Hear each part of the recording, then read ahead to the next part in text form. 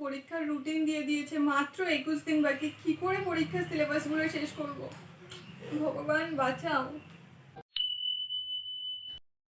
কি semester routine দিয়ে দিয়েছে আর মাত্র 21 দিন বাকি?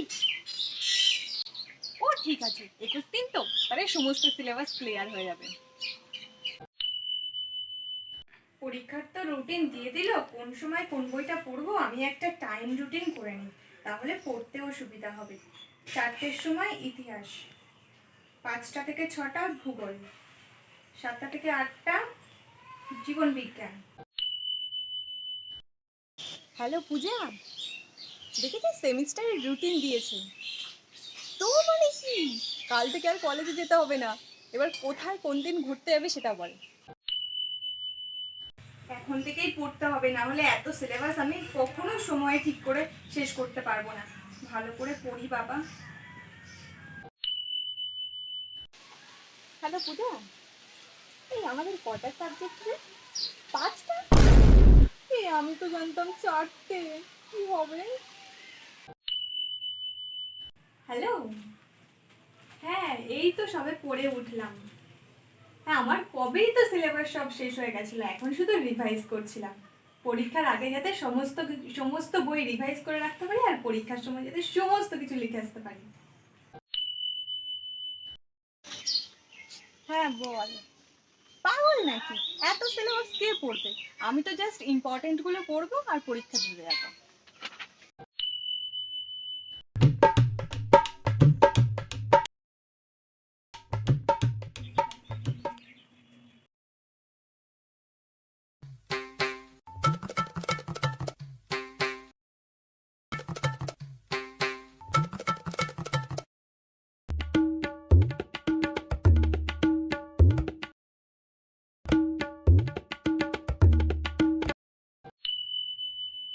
হ্যালো পূজা, ঠিক সেমিস্টার রুটিন দিয়েছে তো? মানে কি, কালকে কলেজ যেতে হবে না, এবার কোথায় কোন দিন ঘুরতে যাবে সেটা বল। কালকে তো ঘুরতে যাবো। ও ঠিক আছে, দেখি তো তাহলে সমস্ত ক্লাস ক্লিয়ার হয়ে যাবে। হ্যাঁ ঠিকই বলেছিস। হ্যাঁ ঠিকই বলেছিস। হ্যাঁ হ্যাঁ আমি আগের দিনকে দেখলাম। হ্যাঁ এখনো অনেক টাইম আছে, ঠিক করে নেব। সব কটা চ্যাপ্টার হয়ে গেছে, সকালবেলা উঠে একবার শুধু রিভাইজ দিয়ে দেবো, তাহলে সব হয়ে যাবে।